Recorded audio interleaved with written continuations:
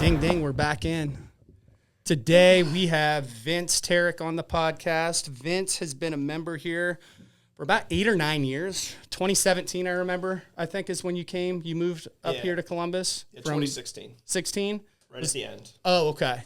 From Dayton? We live in Dayton. Cool. That's what I thought. And so what's cool to say, you've been CrossFitting here. You've been a long-time CrossFitter, but now you've been CrossFitting here probably more than half of your CrossFit career. Yeah. So tell us a little bit. What I love to start out with people is just like, tell us a little bit about your background growing up with like maybe sports and physical activity, maybe how you kind of led into CrossFit, and we can pick it up from there. Sure. Yeah. I mean, I grew up kind of playing all of the major sports as a kid. And I kind of continued that through early high school.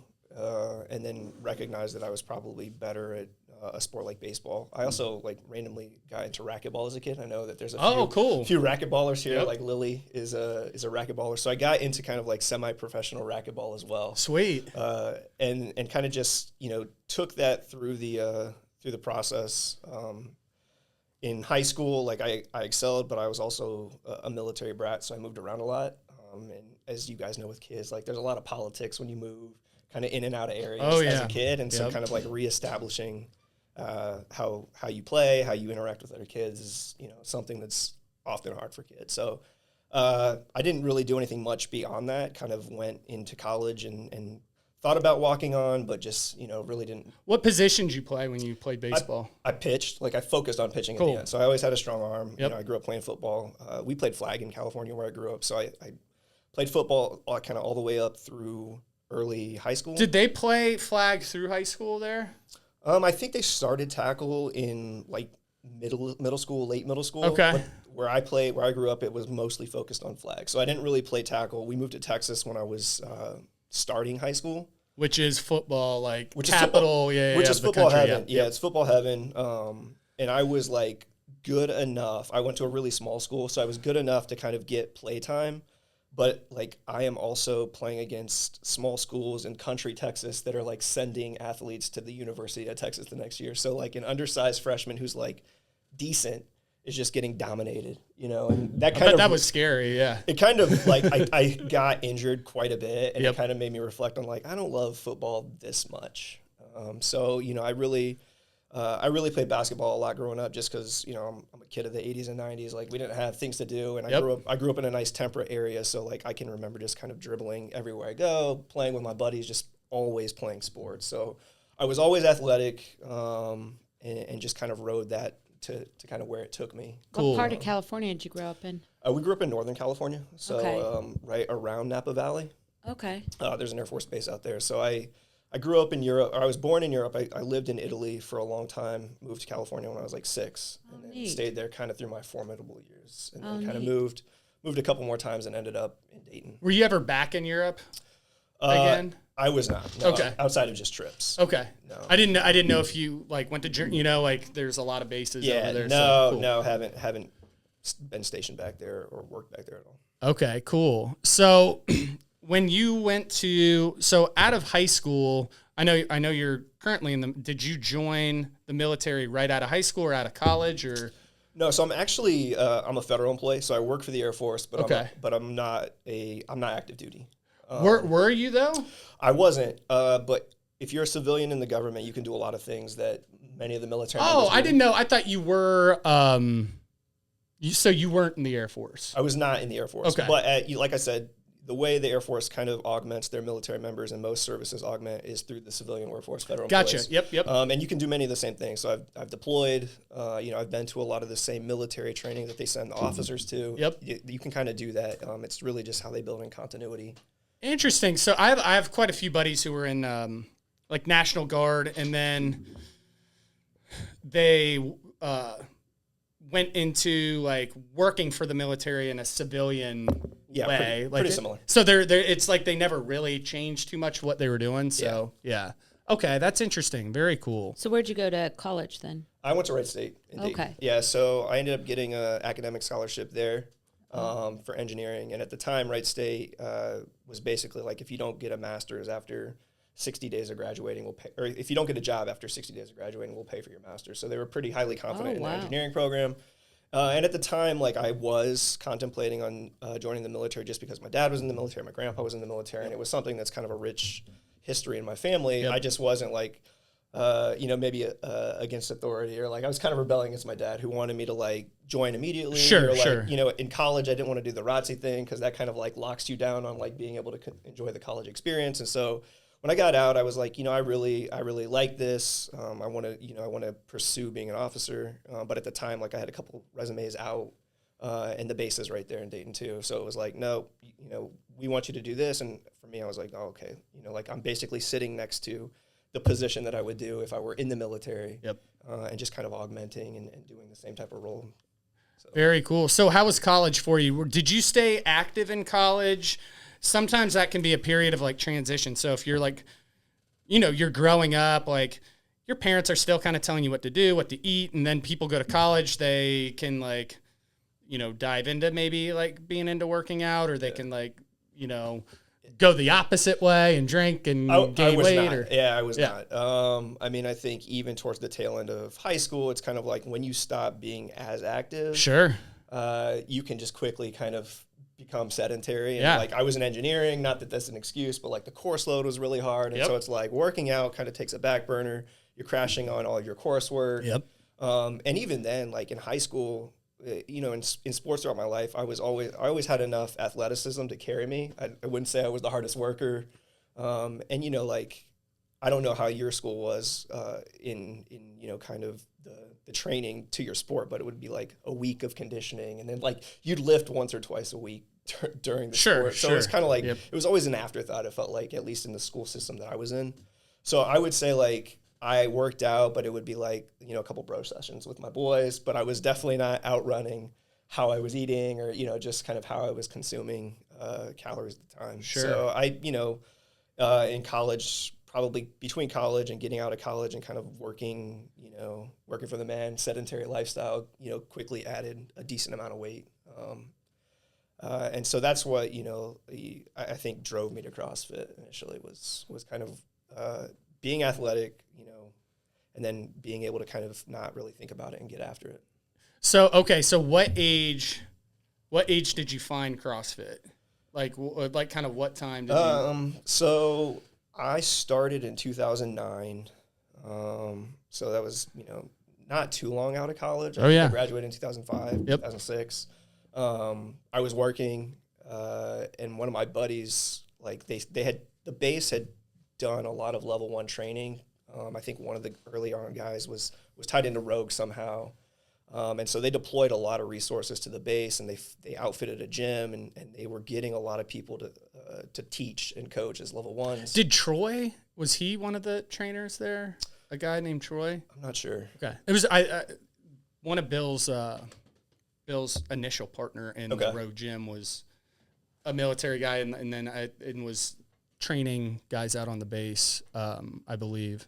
Yeah. I didn't know if you were part of that wave. I was not in the initial wave. I think they basically, had a relationship with the Rogue team. Rogue deployed a bunch of resources. I think they outfitted a whole gym. Right Pad is unique in that it's like a very large base. So there's 3 or 4 gyms. There was a gym that was kind of like not really being utilized. So CrossFit kind of took it over. They trained, 5 or 6 L-1s that were all military members. And then they started kind of having elements, and then it was free. It's free to the workforce, both military and civilian on base. Sweet. So it was awesome. It was an awesome setup. And so my buddy got in. He was like, I think you'd love this. Like he got in, and then I got in, and like just like everybody from day one, you're kind of like, you're hooked. So what kind of results did you see in that early wave? Like if you had been somewhat not as active from the end of high school until, fast forward that another 8 years or whatever until 2009. Yeah. So what type did you get that initial huge result that a lot of people get from it? Oh yeah. I mean, I think, initially, not only are you seeing kind of the fitness gains, but I think for me, maybe it was twofold, right? I found CrossFit, did it for maybe 6 months, and then I took a deployment to Afghanistan. Okay. And that combined with like being in an environment where like all you do is work, you either working or working out, and being like kind of forward deployed, like you have people just doing CrossFit. You know, I was younger, was dumb. We're just doing like hero workouts every day. Oh, sure. 2 or 3 times a week. You know, 2 or 3 times Sounds a day like the we're same working thing out. you were doing. Yeah. You know, Probably like, the same you time. Yeah. You get the CrossFit bug, and you kind of go all in. So I think that significant gains there, but coming back, leaning more into the methodology of CrossFit on how you eat and kind of like learn. You know, like I was a meat and potatoes kid. Like I didn't like anything, and that was probably maybe it was prepared a certain way that you didn't like. I come to find out, right? Like I didn't like Brussels sprouts. It turns out if you cook Brussels sprouts and bacon fat, like I like Brussels sprouts. So I think for me, They it's just do like the frozen ones, like all. That's how I remember. Yeah, that's what I remember growing up having. From the 80s, yeah. I don't know if you can make these any worse. Now you go to breweries and get them. They're like French fries, sauce, and they're deep fried. Yeah. So I think when I came back from Afghanistan and kind of like went all in, I'm like, I was single. I kind of just like learned how to embrace some of the methodology.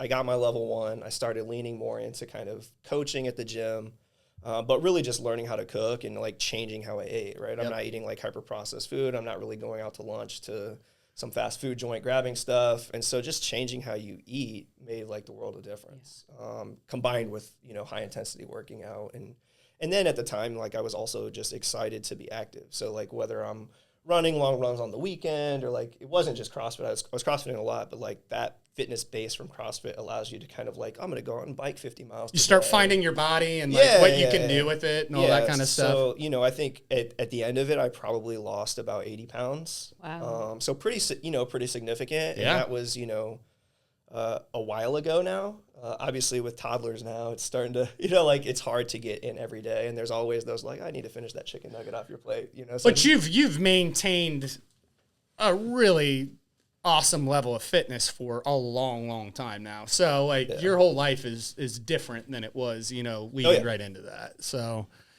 now tell me something that you really seem to excel at and then also have a lot of knowledge in, and wonder where you started to pick it up is like a lot of like the work on the machines, but also just like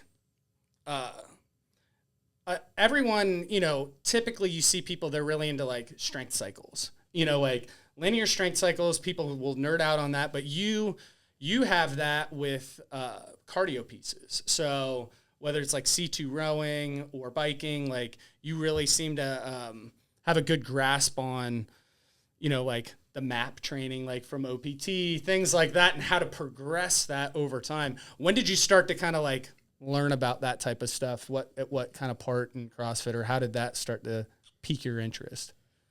I think for me, it's you're going to lean into the things that you kind of do really well in CrossFit. Sure. Like listen to you, like you talk about how muscle ups were really good, but like for me, like I'm a taller athlete. I've got longer levers. Like I can get a good power output on the machines. And obviously like early CrossFit, if there's something that you want to do, it's kind of like, I don't feel like working out today. Let me just do some intervals, or like, let me just work through this and kind of build a cardio base through something that is, it's not as problematic on your joints. Sitting on a rower is not fun, but like you can build a good cardio base that transitions really well. So I always excelled at like rowing and CrossFit just biomechanically, and then having a strong cardio base. And so for me, I think those are the type of things that I kind of like. I would much rather kind of lean into something that has the machine work than like a lot of gymnastics or, like just things that I'm like, like I'm not really that good at it. And I'm at a point now where it's like, I'm okay not being good at it, right? Like just your point, I'm never going to do a muscle up again.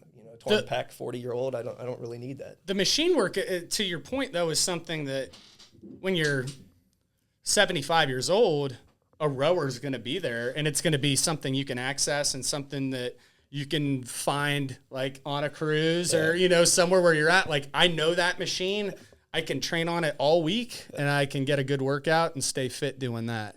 Yeah, and the nice thing about that is like on the cruise ship, everybody's on kind of like ellipticals and, no one wants to go nobody's on the rower, or if yeah. they are, it's like 2 minutes. You know? So it's like, I'm going to wait here, and that'll be freed up, right? So I think you don't have to think much about it. You can vary, you know, like when we go on vacation, if it's there, it's like, I'm going to do a 5K a day, but it might be 10 500s, it might be 5,000s, and just kind of varying the stimulus that you're getting. Because, you know, to your point, like, you can put somebody on the ground on a rower, or you can kind of just casually row for an hour. Like, you can get whatever stimulus you want on something like that without really. I've never casually rowed for an hour. Yeah, that might be much, but you that know, might like be you. So it is nice one of those Sunday things, row. Those are the things I really like. Those are the things that like I also kind of understand a little bit more. So I lean into things like that and work out. I got really into like when Chris Henshaw would put his stuff out publicly, he would have like a running workout, a rowing workout, maybe a swimming one. So he had like a block of stuff he'd put out each week. And I'd always copy the running and the rowing workouts, and I still have, I don't know, I probably have 24 of them. And they're great. And I would do them once a week. You know, they'd be anywhere from like 5 to 9K of rowing. So it was a long time you would sit there, but you'd have like, you know, 3 minutes on pace, 3 minutes on off pace, 2 minutes on pace. So like it wasn't just frantic rowing. You'd be rowing really smooth and easy, and then you'd pick it up to a more of a moderate-ish pace. By the end of it, you'd been sitting on a rower for 45 minutes, and you'd feel really good when you added that piece in each week. I'd love to get back to doing I feel like I need to do that on the bike. I feel like I made myself row every week for a year, and it made me a good rower, but I've never done that with a bike. I just always suck at the bike. Yeah. The bike's tough. I couldn't do it on, like, you know, we were talking about, I was like, I can't do that on a Rogue. Like, it's not really great for, it's not really a bike. You're not engaging hamstrings or anything like that. Yeah. But, you know, a C2 bike, you can clip in and sit down and just zone 2 for an hour while you're watching TV or something. So I've been doing that a lot more. It's just, have you ever done any triathlons or anything?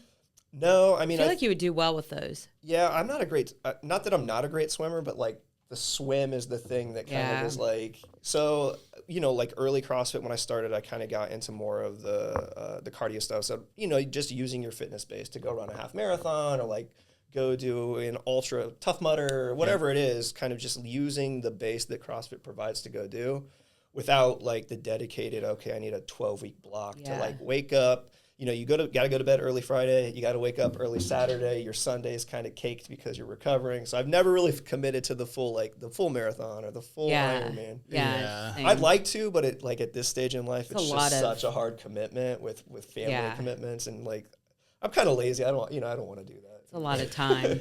Have you seen? We're gonna shoot for the fall for a High Rocks. I did, yeah. I'm excited. You guys talked about that and kind of the look ahead, and like those are things where it's like generally you can use your fitness base, and since you guys are going to kind of pivot and support, you know, like maybe some of the, we don't do a lot of sled pull, like forward sled pull, so, or really heavy stuff. So having that kind of be part of those long Sunday grinds that I like really love anyways in the summer, like I'm excited, and you know if we can get a good cadre of folks to go out, it's always exciting. Yeah. I think it's just one of those things where it's like, okay, it's a running workout, so I got to really be intentional and like getting on a run. Make sure you're running and putting in some work. It is a running workout. You're right. My friend, I said on the podcast, one of my friends, she's like at a professional level now, and she's just in amazing shape. She's like, it's all running. But which 5 miles used to be nothing for me now. Yeah. Now it is. But it's nice like CrossFit, right? Like it's all kind of baselined. Everybody's competing against like this thing, and so you can kind of see how you shake out against your peers. But it is one of those things like you don't want to go in there and get, you know, like we'll show up. Yeah. You want to you want to move through it well. Yeah, you don't want to just.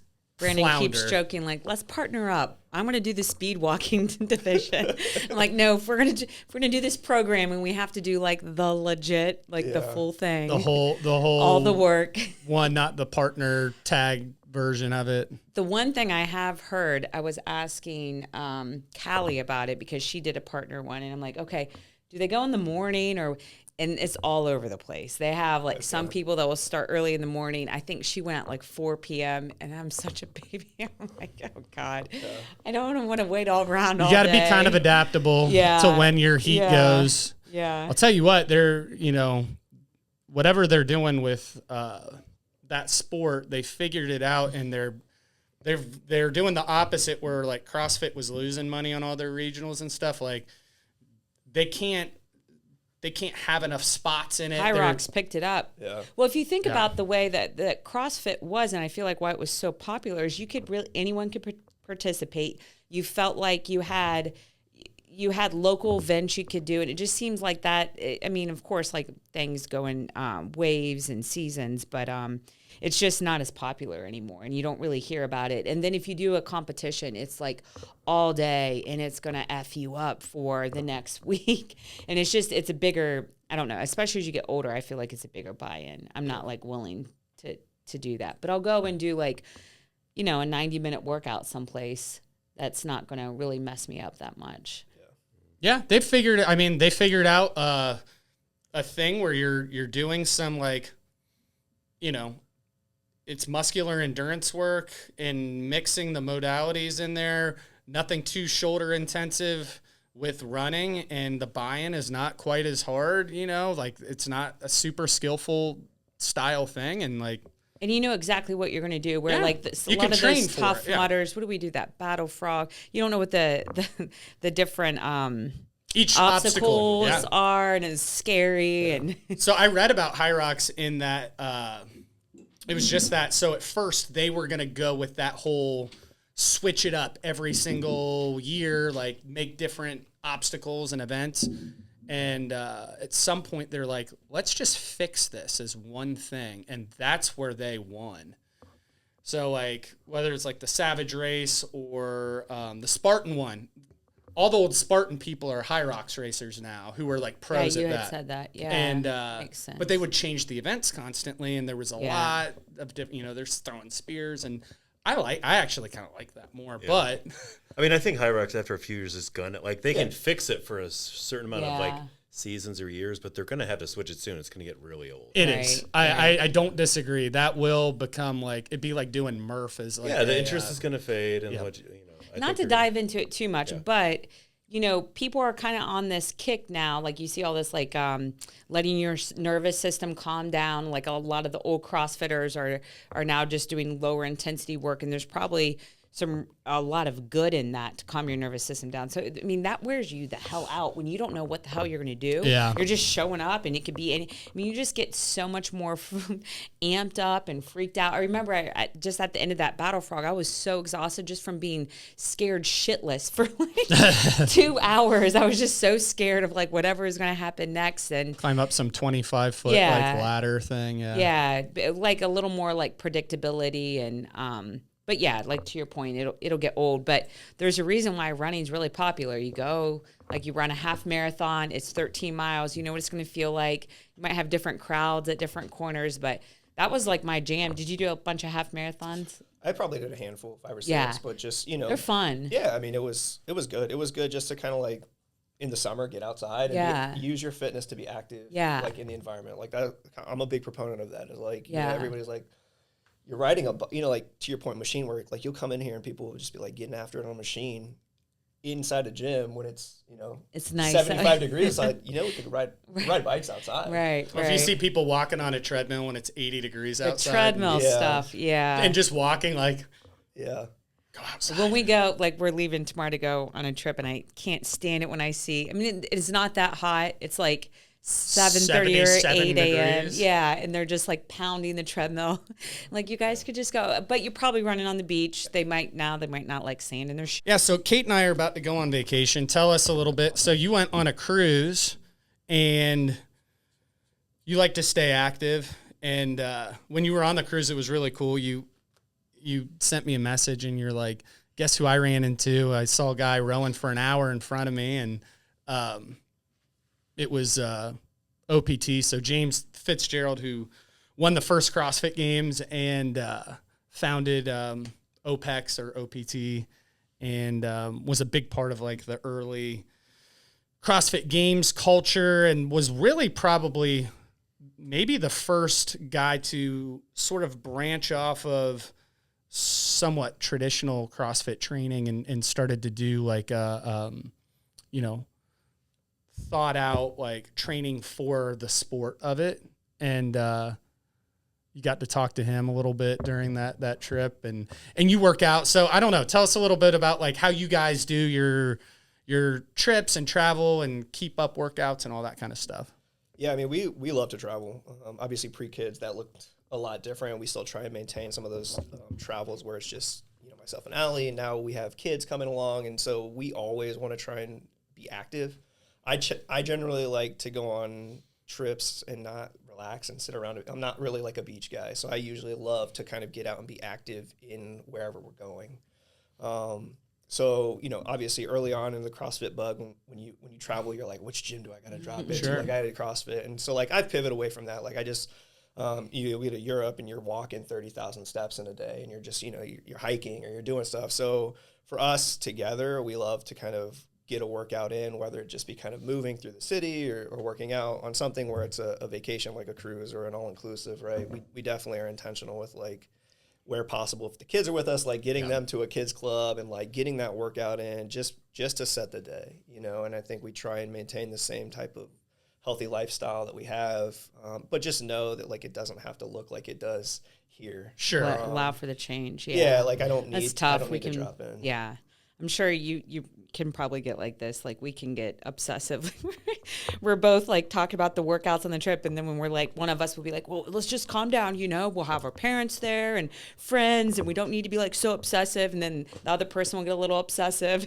Like, okay. It's hard to turn it off. Like I think it's finding the balance of like, you're doing way more than the normal person either way. And it is like, I don't need to like, in Paris, I don't need to carve out 3 hours to find like a box to go get a CrossFit workout. But it's so hard to find just even a gym. I mean, that in itself, like I remember when we were in Italy and trying to find a gym, it was like 20 minutes to walk there. And then they were only open in the evenings, like 2 days. I'm like, gosh, okay, how far do we take this? Yeah. The arbitrary hours there with businesses are just stuff that would never fly here. It's kind of cool. Yeah. But it's like hilarious. Yeah. It's like they're open like half the day, 4 or 5 days a week. And, it's like someone half asleep at the wheel at a front desk, like, no, tomorrow. Yeah. But in a way, Like, it okay. is good. I mean, again, it wouldn't work here, and we're open up like 364 days a year. But I do think it's cool. It's kind of like the culture is teaching you, like, quit taking yourself so seriously. You really think it matters that much? You're an idiot. Yeah. And they think we're stupid. And I remember talking to some guy in France, and he's like, you guy, he was actually from Australia, but he was there just to like, eat good food and on vacation. He's like, you Americans, you guys just crack me up. And I was just kind of listening to him, and I'm like, you're right. Yeah. We've got problems. Yeah. And it was like some political stuff then, but he was spot on with everything he was saying. Like, you guys, just in general, it's good to get other people's point of view, because when you're in it, you don't see it.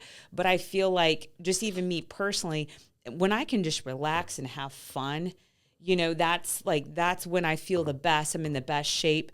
And we'll set goals, but each of us, when we like focus on it too much and we obsess, we're either getting injured or something's not working. And is that tricky balance. So like trying, the older you get, the harder you try, just something breaks. Yeah. Like I tried to get fast last year, tore my hamstring. Yeah. Like, well, you tried a little too hard. So do you guys sit down and set goals, or like, what do you seem like a very goal-driven person? I mean, I don't think we have any like specific goals for fitness per se. I mean, I think we're kind of just like you guys, navigating just the day in front, the day in front of us, right? With toddlers, with a baby. Yep. It's and you kind both of like, work full time. We both work full time, so we have a lot of goals, both professionally and within our relationship and with fitness.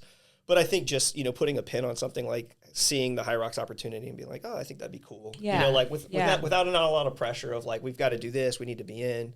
But even just committing to a fitness goal is not like an individual thing, right? That's gonna imply that like how is my spouse covering down the kids? What am I missing out? Like what falls off the table?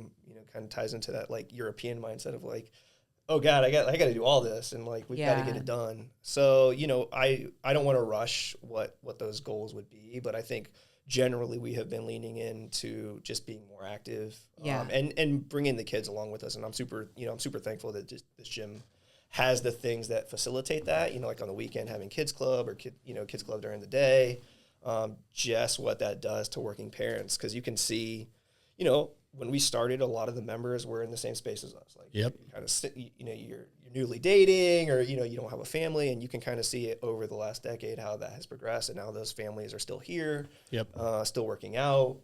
And so your peer group looks the way that you want to, if you're hanging out with a bunch of people who aren't prioritizing that, you're probably not going to prioritize that. But like when your kids see it, when it's just part of what you do, even if that just means like today I'm going to get in and get this Allie will come in and do a power hour or a rep, just getting it in and having a gym that has not only the amount of classes available, but also kind of the support system and the membership base that kind of like really facilitate that is huge. We've tried to build it around meeting people where they're at, like more and allowing people to have like process-based like goals where it's just like, hey, I'm going to try and come in 4 times a week where like, I'm really tired. I'm going through all of this. Like, I'm going to do power hours.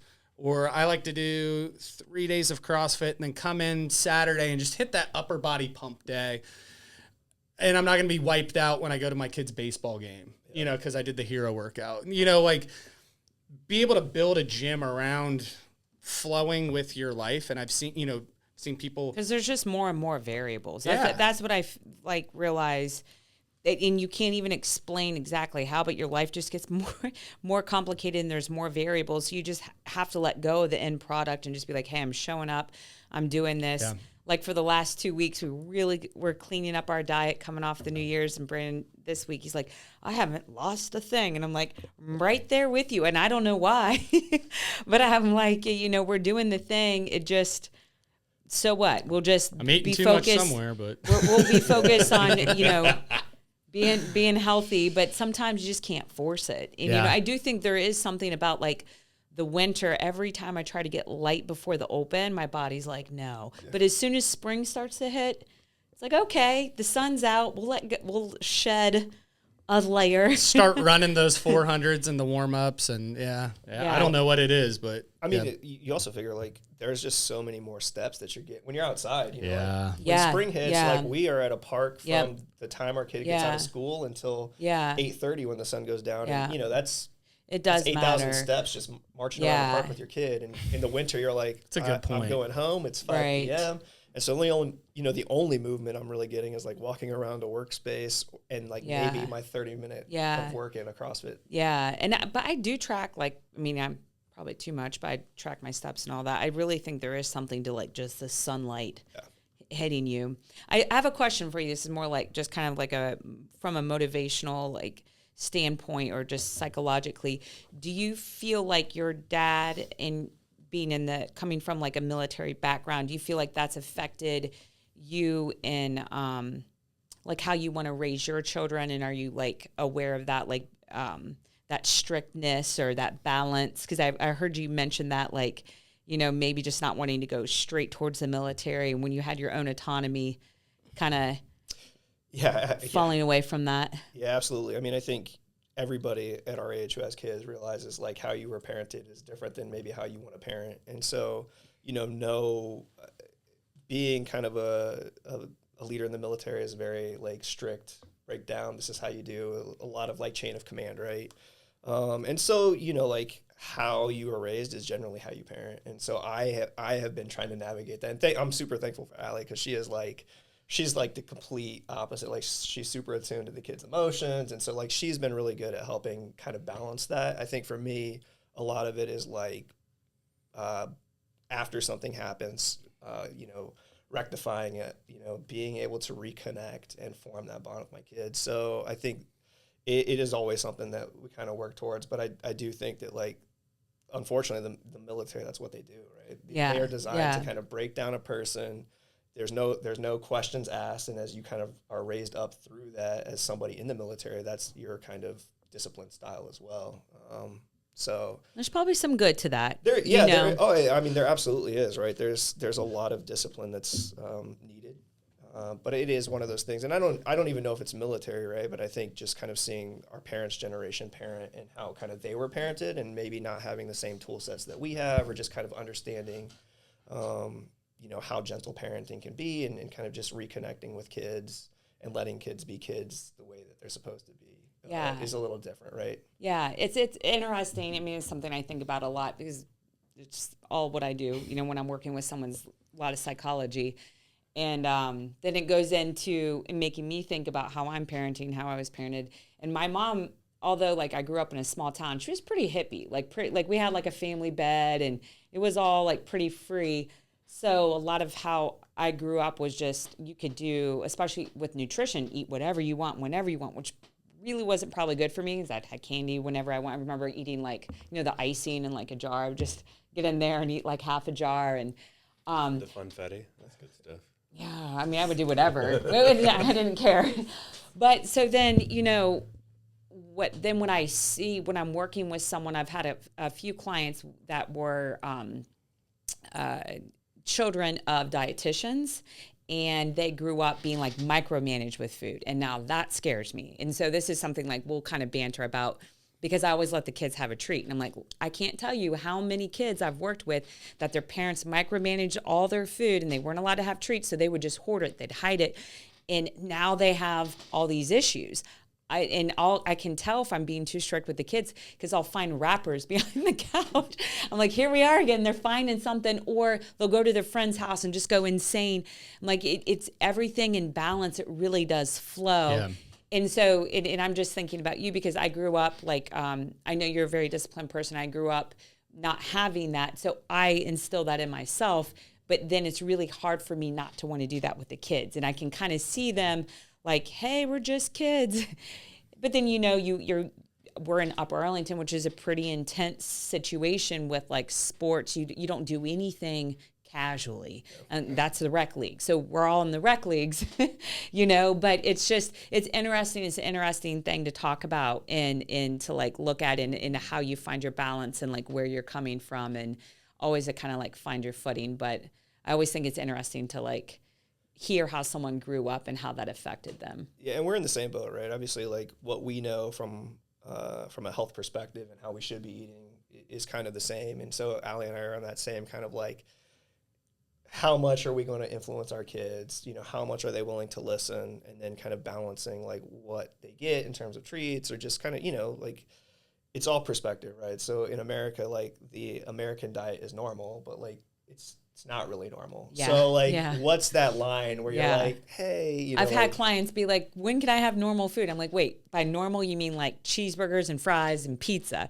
We need to maybe change the, like, So I would say like, I've grown into that space of like, okay, like we got to figure this out. Or, you know, for me, it's more just like, can we make it something that's more regular? Like if we have pizza, you know, pizza Thursday or something where it's like we can all kind of like, you know, have it be not only you know, a tradition for our family, but then have it be something that's still where we can be involved in, where we make it, or we do, you know. What I like how you do, what I've kind of just seen from the outside in, what's really cool is you like really good food. So you're kind of like a foodie. And so I'll see him like make pizzas at home, and it's like Brennan's tried. Yeah. I'm like, he's like doing it up, and like, can you give him a tutorial? So he eats like these foods, but it's not, you're not going to Domino's and getting like, you know, this, you know, with the fun dippers, like you are making like really cool pizzas, or you're going to a nice restaurant, you're enjoying food. Like,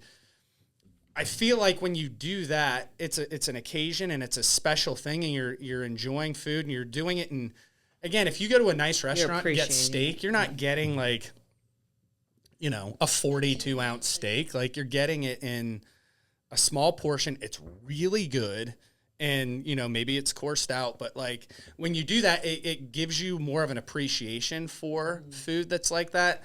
And then you don't want to eat tons of Wendy's and Taco Bell and shit like that. Like, cause you're eating your normal fuel. And then when you want to enjoy food, it's not a daily thing at a fast food place. You're making a great looking pizza, or a cool looking breakfast. You're teaching your kids, you know, that's such a, I really, the way you do that, I'm like trying to learn from it. It's like really cool to see.